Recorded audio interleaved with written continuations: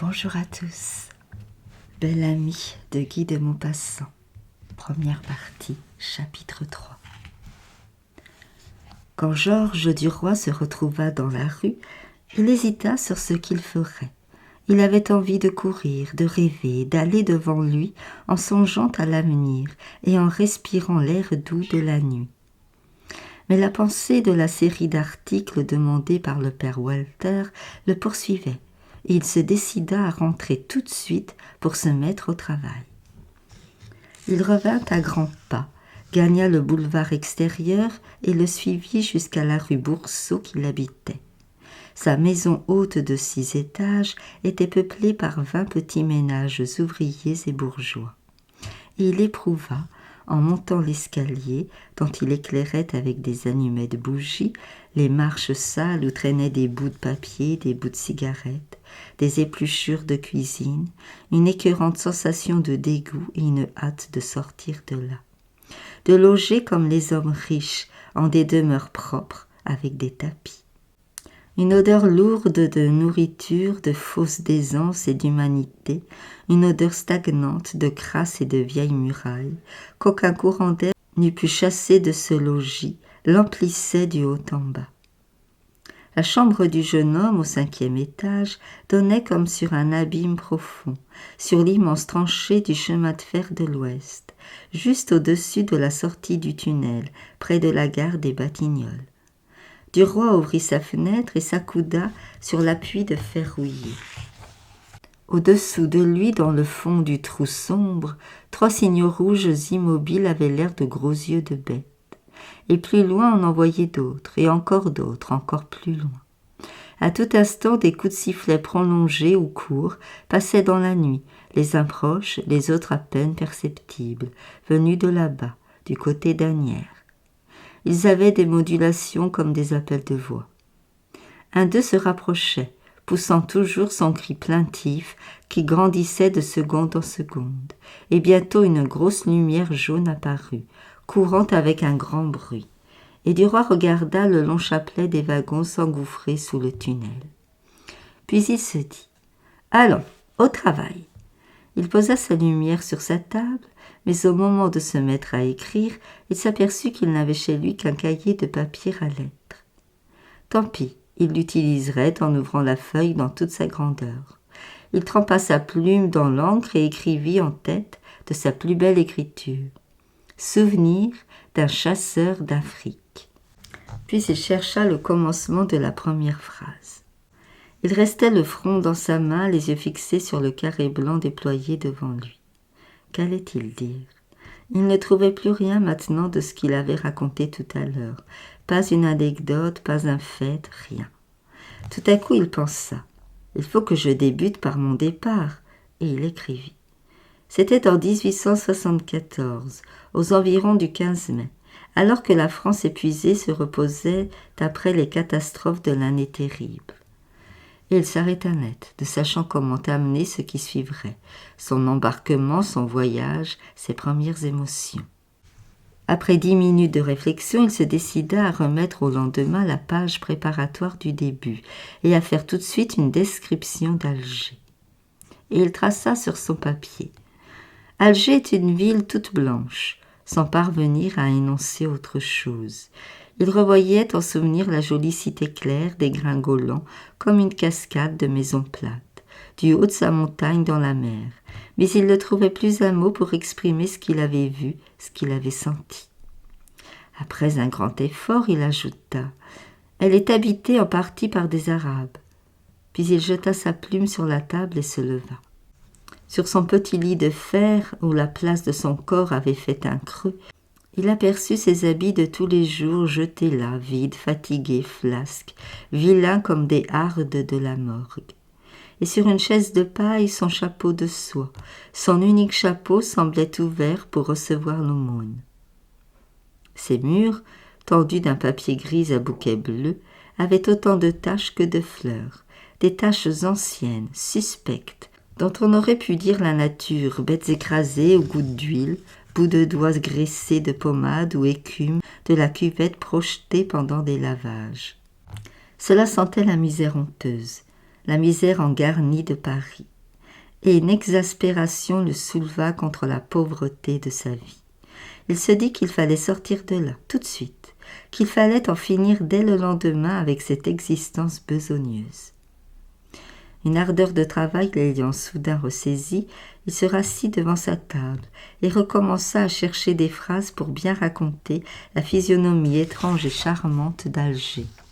Cette antichambre de l'Afrique mystérieuse et profonde, l'Afrique des Arabes vagabonds et des nègres inconnus, l'Afrique inexplorée et tentante, dont on nous montre parfois, dans les jardins publics, les bêtes invraisemblables qui semblent créées pour des contes de fées, les autruches, ces poules extravagantes, les gazelles, ces chèvres divines, les girafes surprenantes et grotesques, les chameaux graves, les hippopotames monstrueux, les rhinocéros informes et les gorilles, ces frères effrayants de l'homme. Il sentait vaguement des pensées lui venir. Il les aurait dites peut-être, mais il ne les pouvait point formuler avec des mots écrits. Et son impuissance l'enfiévrant, il se leva de nouveau, les mains humides de sueur et le sang battant aux tempes. Et ses yeux étant tombés sur la note de sa blanchisseuse montée, le soir même, par le concierge, il fut saisi brusquement par un désespoir éperdu. Toute sa joie disparut en une seconde, avec sa confiance en lui et sa foi dans l'avenir. C'était fini. Tout était fini. Il ne serait rien. Il se sentait vide, incapable, inutile, condamné. Il retourna s'accouder à la fenêtre, juste au moment où un train sortait du tunnel avec un bruit subit et violent. Il s'en allait là-bas, à travers les champs et les plaines, vers la mer, et le souvenir de ses parents entra au cœur du roi. Il allait passer près d'eux, ce convoi, à quelques lieues seulement de leur maison. Il la revit, la petite maison au haut de la côte, dominant Rouen et l'immense vallée de la Seine, à l'entrée du village de Canteleu. Son père et sa mère tenaient un petit cabaret, une guinguette où les bourgeois des faubourgs venaient déjeuner le dimanche, à la belle vue. Ils auraient voulu faire de leur fils un monsieur, ils l'avaient mis au collège. Ses études finies et son baccalauréat manqué, il était parti pour le service avec l'intention de devenir officier, colonel, général. Mais dégoûté de l'état militaire bien avant d'avoir fini ses 5 années, il avait rêvé de faire fortune à Paris. Il y était venu, son temps expiré, malgré les prières du père et de la mère, qui, leur songe envolé, voulaient le garder maintenant. À son tour, il espérait un avenir. Il entrevoyait le triomphe au moyen d'événements encore confus dans son esprit, qu'il saurait assurément faire naître et seconder. Il avait eu au régiment des succès de garnison, des bonnes fortunes faciles et même des aventures dans un monde plus élevé, ayant séduit la fille d'un percepteur qui voulait tout quitter pour le suivre, et la femme d'un avoué qui avait tenté de se noyer par désespoir d'être délaissé.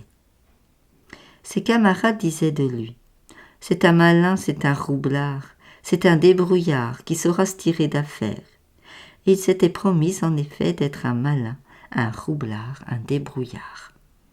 Sa conscience native de Normand, frottée par la pratique quotidienne de l'existence de garnison, distendue par les exemples de maraudage en Afrique, de bénéfices illicites, de supercheries suspectes, fouettée aussi par les idées d'honneur qui ont cours dans l'armée, par les bravades militaires, les sentiments patriotiques, les histoires magnanimes racontées entre sous-offres, et par la gloriole du métier, était devenue une sorte de boîte à triple fond où l'on trouvait de tout.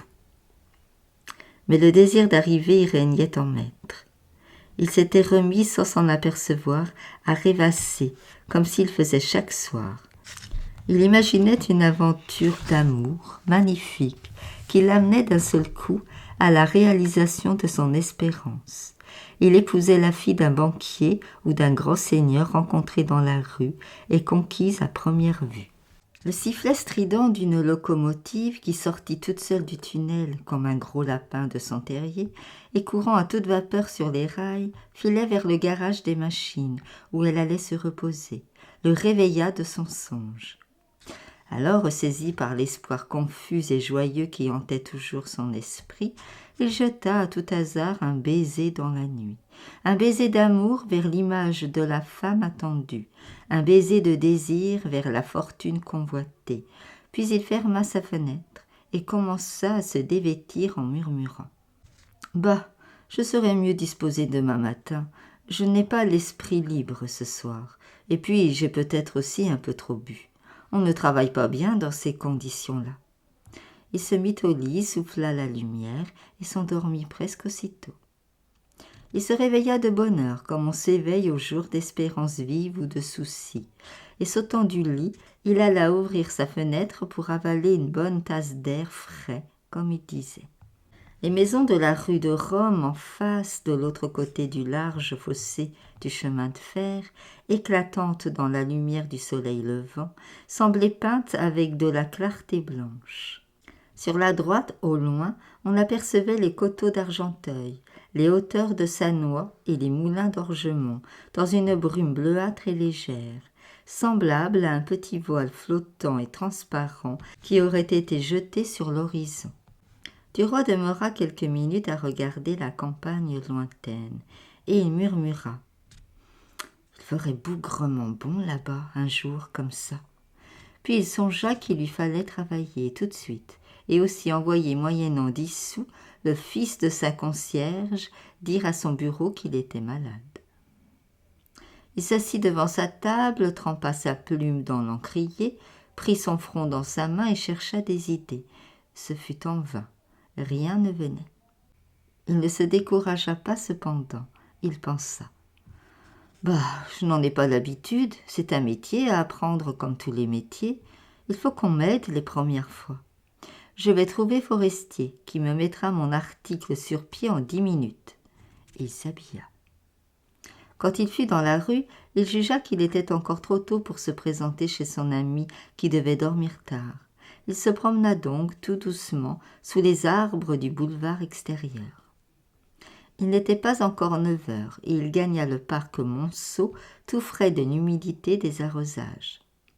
S'étant assis sur un banc, il se remit à rêver.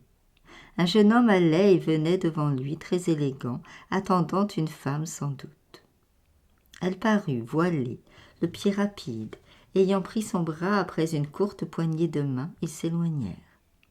Un tumultueux besoin d'amour entra au cœur de Duroy, un besoin d'amour distingué, parfumé, délicat.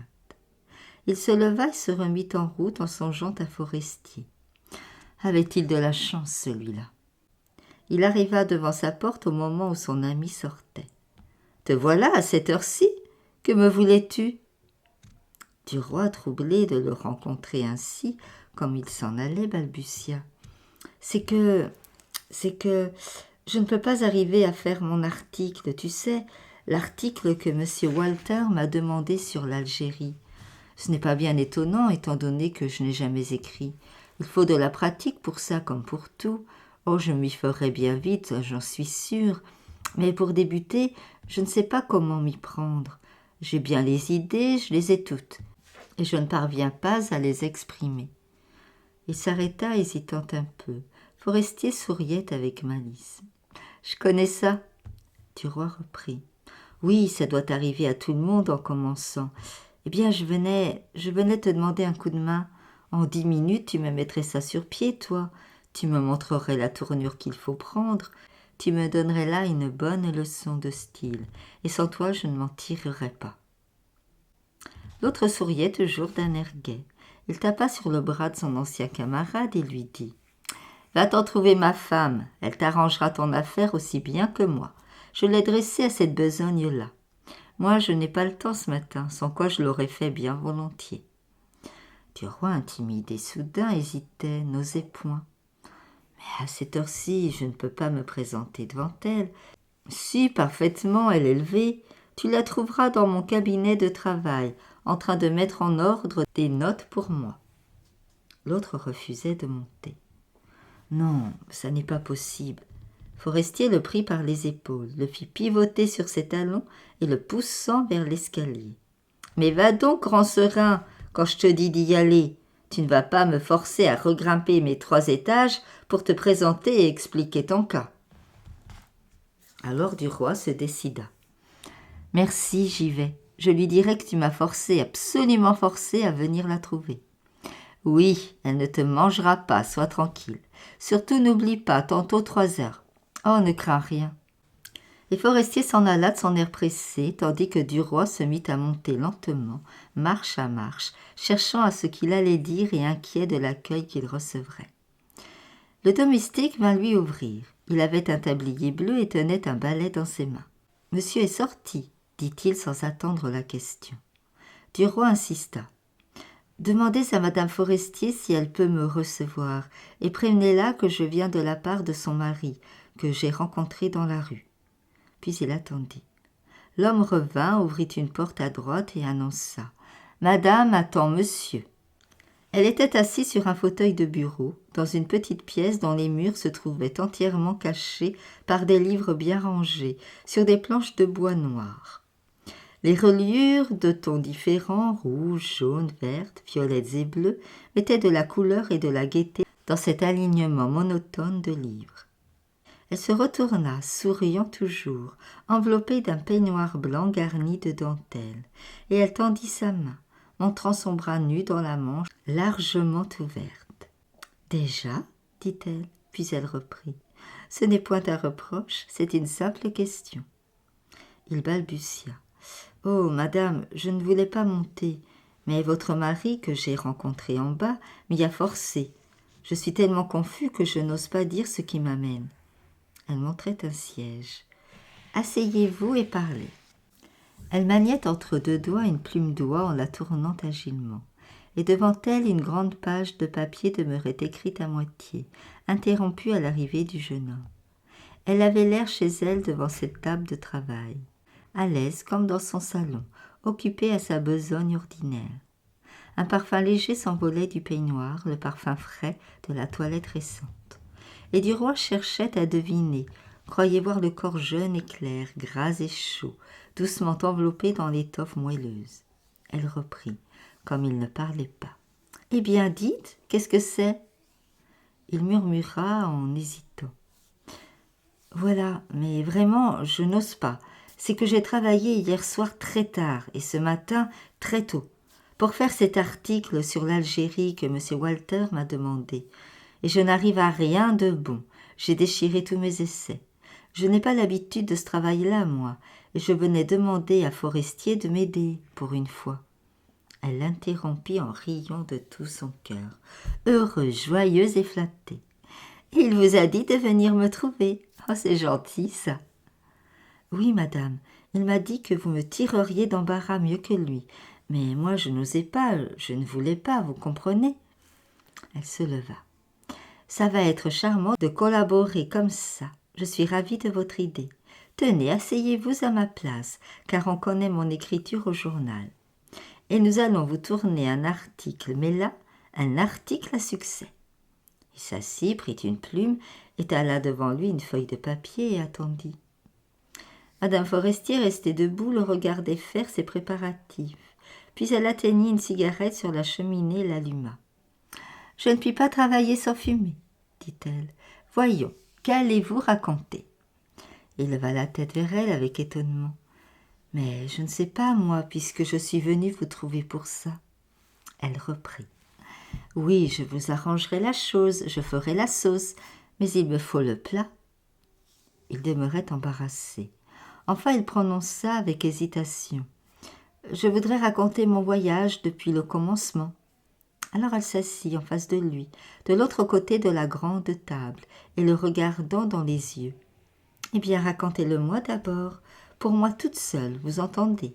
Bien doucement, sans rien oublier, et je choisirai ce qu'il faut prendre. » Et comme il ne savait par où commencer, elle se mit à l'interroger comme aurait fait un prêtre au confessionnal, posant des questions précises qui lui rappelaient des détails oubliés, des personnages rencontrés, des figures seulement aperçues.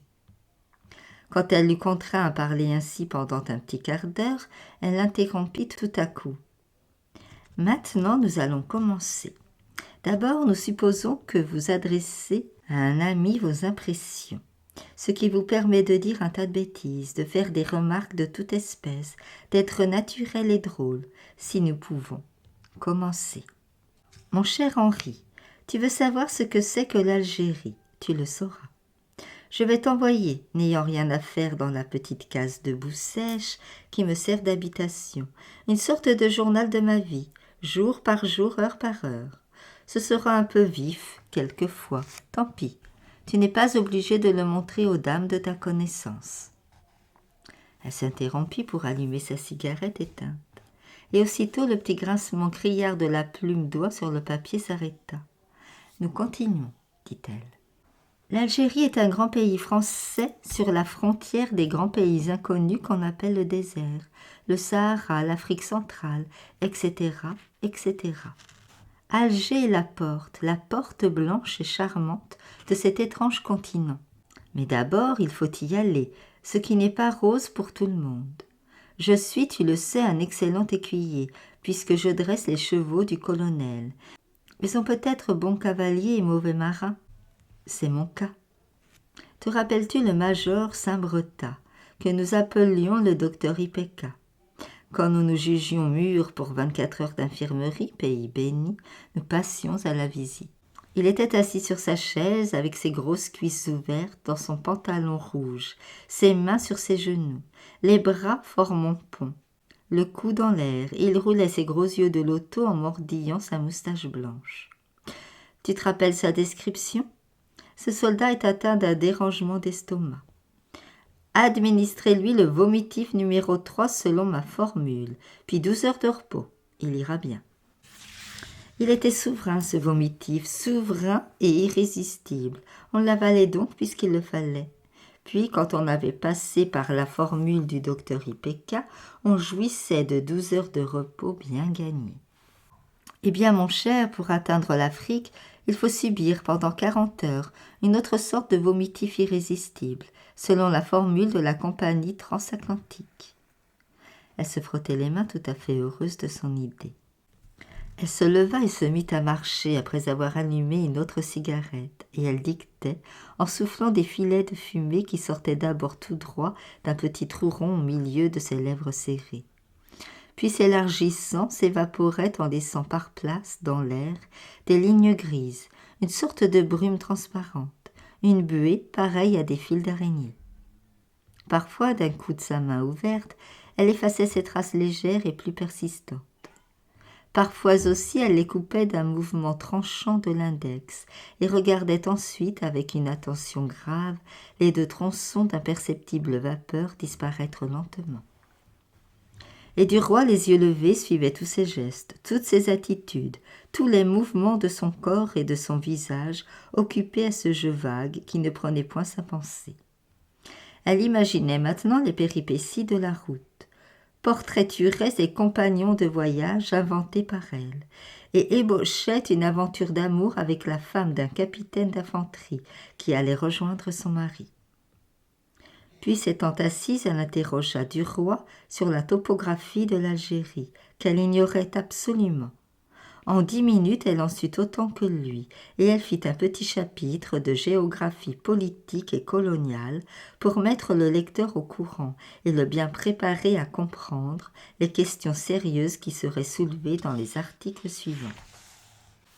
Puis elle continua par une excursion dans la province d'Oran, une excursion fantaisiste, où il était surtout question des femmes, des Mauresques, des Juives, des Espagnols. « Il n'y a que ça qui intéresse, disait-elle. » Elle termina par un séjour à Saïda, au pied des hauts plateaux, et par une jolie intrigue entre le sous-officier Georges Duroy et une ouvrière espagnole employée à la manufacture d'Alpha de Aïn el-Hadjar. Elle racontait les rendez-vous, la nuit, dans la montagne pierreuse et nue, alors que les chacals, les hyènes et les chiens arabes crient, aboient et hurlent au milieu des rocs. Et elle prononça d'une voix joyeuse. « La suite à demain !» Puis se relevant. « C'est comme ça qu'on écrit un article, mon cher monsieur. Signez, s'il vous plaît. » Il hésitait. « Mais signez donc !» Alors il se mit à écrire et écrivit au bas de la page « Georges Duroy ». Elle continuait à fumer en marchant, et il la regardait toujours, ne trouvant rien à dire pour la remercier, heureux d'être près d'elle, pénétré de reconnaissance et du bonheur sensuel de cette intimité naissante. Il lui semblait que tout ce qui l'entourait faisait partie d'elle. Tout, jusqu'au mur couvert de livres. Les sièges, les meubles, l'air où flottait l'odeur du tabac, avaient quelque chose de particulier, de bon, de doux, de charmant, qui venait d'elle. Brusquement, elle demanda « Qu'est-ce que vous pensez de mon amie, Madame de Marelle ?» Il fut surpris. « Mais je la trouve très séduisante, n'est-ce pas ?»« Oui, certainement. » Il avait envie d'ajouter « mais pas autant que vous ». Il n'osa point. Elle reprit. Et si vous saviez comme elle est drôle, originale, intelligente. C'est une bohème, par exemple, une vraie bohème. C'est pour cela que son mari ne l'aime guère. Il ne voit que le défaut et n'apprécie point les qualités. Duroy fut stupéfait d'apprendre que Madame de Marelle était mariée. C'était bien naturel pourtant. Il demanda « Tiens, elle est mariée ? Et qu'est-ce que fait son mari ?» Madame Forestier haussa tout doucement les épaules et les sourcils, d'un seul mouvement plein de signification incompréhensible. « Oh, il est inspecteur de la ligne du Nord. Il passe 8 jours par mois à Paris, ce que sa femme appelle le service obligatoire, ou encore la corvée de semaine, ou encore la semaine sainte. Quand vous la connaîtrez mieux, vous verrez comme elle est fine et gentille. Allez donc la voir un de ces jours. » Duroy ne pensait plus à partir, il lui semblait qu'il allait rester toujours, qu'il était chez lui. Mais la porte s'ouvrit sans bruit, et un grand monsieur s'avança, qu'on n'avait point annoncé. Il s'arrêta en voyant un homme. Madame Forestier parut gênée une seconde, puis elle dit de sa voix naturelle, bien qu'un peu de rose lui fit monter des épaules au visage. « Mais entrez donc, mon cher, je vous présente un bon camarade de Charles, monsieur Georges Duroy. Un futur journaliste. » Puis sur un ton différent, elle annonça « Le meilleur et le plus intime de nos amis, le comte de Vaudrec. » Les deux hommes se saluèrent en se regardant au fond des yeux, et Duroy tout aussitôt se retira. On ne le retint pas. Il balbutia quelques remerciements, serra la main tendue de la jeune femme, s'inclina encore devant le nouveau venu, qui gardait un visage froid et sérieux d'homme du monde. Il sortit tout à fait troublé, comme s'il venait de commettre une sottise. En se retrouvant dans la rue, il se sentit triste, mal à l'aise, obsédé par l'obscure sensation d'un chagrin voilé. Il allait devant lui, se demandant pourquoi cette mélancolie subite lui était venue. Il ne trouvait point, mais la figure sévère du comte de Vaudrec, un peu vieux déjà, avec des cheveux gris, l'air tranquille et insolent, d'un particulier très riche et sûr de lui, revenait sans cesse dans son souvenir. Et il s'aperçut que l'arrivée de cet inconnu brisant un tête-à-tête charmant, où son cœur s'accoutumait déjà, avait fait passer en lui cette impression de froid et de désespérance qu'une parole entendue, une misère entrevue, les moindres choses parfois suffisent à nous donner. Et il lui semblait aussi que cet homme, sans qu'il devinât pourquoi, avait été mécontent de le trouver là. Il n'avait plus rien à faire jusqu'à 3 heures. Et il n'était pas encore midi. Il lui restait en poche 6,50 francs. Il alla déjeuner au Bouillon du Val. Puis il rôda sur le boulevard, et comme 3 heures sonnaient, il monta l'escalier réclame de la vie française. Les garçons de bureau, assis sur une banquette, les bras croisés, attendaient, tandis que derrière une sorte de petite chaire de professeur, un huissier classait la correspondance qui venait d'arriver. La mise en scène était parfaite pour en imposer aux visiteurs. Tout le monde avait de la tenue, de l'allure, de la dignité, du chic, comme il convenait dans l'antichambre d'un grand journal. Duroy demanda « Monsieur Walter, s'il vous plaît ?» L'huissier répondit « Monsieur le directeur est en conférence, si monsieur veut bien s'asseoir un peu. » Et il indiqua le salon d'attente, déjà plein de monde. On voyait là des hommes graves, décorés, importants, et des hommes négligés au linge invisible, dont la redingote, fermée jusqu'au col, portait sur la poitrine des dessins de taches rappelant les découpures des continents et des mers sur les cartes de géographie. 3 femmes étaient mêlées à ces gens. Une d'elles était jolie, souriante, parée, et avait l'air d'une cocotte. Sa voisine, au masque tragique, ridé, parée aussi d'une façon sévère, portait en elle ce quelque chose de fripé, d'artificiel, qu'ont en général les anciennes actrices, une sorte de fausse jeunesse éventée comme un parfum d'amour ranci. La troisième femme en deuil se tenait dans un coin, avec une allure de veuve désolée. Duroy pensa qu'elle venait demander l'aumône. Cependant, on ne faisait entrer personne, et plus de 20 minutes s'étaient écoulées. Alors Duroy eut une idée, et retournant trouver l'huissier, « Monsieur Walter m'a donné rendez-vous à 3 heures, dit-il. En tout cas, voyez si mon ami, Monsieur Forestier, n'est pas ici. » Alors on le fit passer par un long corridor qui l'amena dans une grande salle où 4 messieurs écrivaient autour d'une large table verte. Forestier, debout devant la cheminée, fumait une cigarette en jouant au bilboquet. Il était très adroit à ce jeu et piquait à tout coup la bille énorme en buis jaune sur la petite pointe de bois. Il comptait 22, 23, 24, 25. Duroy prononça 26 et son ami leva les yeux sans arrêter le mouvement régulier de son bras. « Tiens, te voilà. Hier, j'ai fait 57 coups de suite. Il n'y a que Saint-Potin qui soit plus fort que moi ici. As-tu vu le patron ? Il n'y a rien de plus drôle que de regarder cette vieille bedole de Norbert jouer au bilboquet. Il ouvre la bouche comme pour avaler la boule. » Un des rédacteurs tourna la tête vers lui. « Dis donc, Forestier, j'en connais un à vendre, un superbe, en bois des îles. Il a appartenu à la reine d'Espagne, à ce qu'on dit.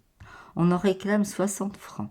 Ce n'est pas cher. » Forestier demanda « Où loge-t-il » Et comme il avait manqué son 37e coup, il ouvrit une armoire où Duroy aperçut une vingtaine de bilboquets superbes, rangés et numérotés comme des bibelots dans une collection. Puis, ayant posé son instrument à sa place ordinaire, il répéta « Où loge-t-il, ce joyau ?» Le journaliste répondit « Chez un marchand de billets du vaudeville. Je t'apporterai la chose demain, si tu veux. » « Oui, c'est entendu. S'il est vraiment beau, je le prends. On n'a jamais trop de bilboquets. » Puis se tournant vers Duroy, « Viens avec moi, je vais t'introduire chez le patron, sans quoi tu pourrais moisir jusqu'à 7 heures du soir. » Ils retraversèrent le salon d'attente où les mêmes personnes demeuraient dans le même ordre. Dès que Forestier parut, la jeune femme et la vieille actrice, se levant vivement, vinrent à lui. Il les emmena l'une après l'autre dans l'embrasure de la fenêtre, et bien qu'il prît soin de causer à voix basse, Duroy remarqua qu'ils les tutoyaient l'une et l'autre. Puis, ayant poussé 2 portes capitonnées, ils pénétrèrent chez le directeur. La conférence, qui durait depuis 1 heure, était une partie de cartes avec quelques-uns de ces messieurs à chapeau plat que Duroy avait remarqués la veille. M. Walter tenait les cartes et jouait avec une attention concentrée et des mouvements cauteleux, tandis que son adversaire abattait, relevait, maniait les légers cartons coloriés avec une souplesse, une adresse et une grâce de joueur exercé. Norbert de Varenne écrivait un article assis dans le fauteuil directorial, et chaque rival, étendu tout au long sur un divan, fumait un cigare les yeux fermés. On sentait là-dedans le renfermé, le cuir des meubles, le vieux tabac et l'imprimerie. On sentait cette odeur particulière des salles de rédaction que connaissent tous les journalistes. Sur la table en bois noir aux incrustations de cuivre, un incroyable amas de papier gisait. Lettres, cartes, journaux, revues, notes de fournisseurs, imprimées de toute espèce. Forestier serra les mains des parieurs debout derrière les joueurs et sans dire un mot regarda la partie. Puis, dès que le père Walter eut gagné, il présenta. « Voici mon ami Duroy. » Le directeur considéra brusquement le jeune homme de son coup d'œil glissé par-dessus le verre des lunettes. Puis il demanda. « M'apportez-vous mon article ? Ça irait très bien aujourd'hui, en même temps que la discussion morale. » Duroy tira de sa poche les feuilles de papier pliées en 4. « Voici, monsieur. » Le patron parut ravi et souriant. « Très bien, vous êtes de parole. Il faudra me revoir ça, Forestier. » Mais Forestier s'empressa de répondre. « Ce n'est pas la peine, monsieur Walter. J'ai fait la chronique avec lui pour lui apprendre le métier. Elle est très bonne. » Et le directeur, qui recevait à présent les cartes données par un grand monsieur maigre, un député du centre-gauche, ajouta avec indifférence. « C'est parfait alors. » Forestier ne le laissa pas commencer sa nouvelle partie, et se baissant vers son oreille. « Vous savez que vous m'avez promis d'engager Duroy pour remplacer Marambeau. Voulez-vous que je le retienne aux mêmes conditions ?»« Oui, parfaitement. » Et prenant le bras de son ami, le journaliste l'entraîna pendant que M. Walter se remettait à jouer. Norbert de Varenne n'avait pas levé la tête. Il semblait n'avoir pas vu ou reconnu Duroy. Jacques Rival, au contraire, lui avait serré la main avec une énergie démonstrative et voulu de bons camarades sur qui on peut compter en cas d'affaire. Ils retraversèrent le salon d'attente, et comme tout le monde levait les yeux, Forestier dit à la plus jeune des femmes, assez haut pour être entendue des autres patients. « Le directeur va vous recevoir tout à l'heure. Il est en conférence en ce moment avec 2 membres de la commission du budget. » Puis il passa vivement d'un air important et pressé, comme s'il allait rédiger aussitôt une dépêche de la plus extrême gravité. Dès qu'il fut rentré dans la salle de rédaction, Forestier retourna prendre immédiatement son bilboquet, et tout en se remettant à jouer et en coupant ses phrases pour compter les coups, il dit à Duroy. « Voilà, tu viendras ici tous les jours à 3 heures et je te dirai les courses et les visites qu'il faudra faire, soit dans le jour, soit dans la soirée, soit dans la matinée. 1. Je vais te donner d'abord une lettre d'introduction pour le chef du premier bureau de la préfecture de police. 2. Qui te mettra en rapport avec un de ses employés. Et tu t'arrangeras avec lui pour toutes les nouvelles importantes. 3. Du service de la préfecture, les nouvelles officielles et quasi-officielles, bien entendu. Pour tout le détail, tu t'adresseras à Saint-Potin, qui est au courant. 4. Tu le verras tout à l'heure ou demain. Il faudra surtout t'accoutumer à tirer les vers du nez des gens que je t'enverrai voir. 5. Et à pénétrer partout malgré les portes fermées. 6. Tu toucheras pour cela 200 francs par mois de fixe, plus dessous la ligne pour les échos intéressants de ton cru. 7. Plus dessous la ligne également pour les articles qu'on te commandera sur des sujets divers. 8. Puis il ne fit plus attention qu'à son jeu, et il continua à compter lentement. 9, 10, 11, 12, 13... Il manqua le 14e et jurant. Nom de Dieu de 13. Il me porte toujours la guigne, ce bougre-là. Je mourrai un 13 certainement. Un des rédacteurs qui avait fini sa besogne prit à son tour un bilboquet dans l'armoire. C'était un tout petit homme qui avait l'air d'un enfant, bien qu'il fût âgé de 35 ans. Et plusieurs autres journalistes étant entrés, ils allèrent l'un après l'autre chercher le joujou qui leur appartenait. Bientôt ils furent 6, côte à côte, le dos au mur, qui lançaient en l'air d'un mouvement pareil et régulier les boules rouges, jaunes ou noires, suivant la nature du bois. Et une lutte s'étant établie, les 2 rédacteurs qui travaillaient encore se levèrent pour juger les coups. Forestier gagna de 11 points. Alors le petit homme à l'air enfantin qui avait perdu sonna le garçon de bureau et commanda « 9 bocs !»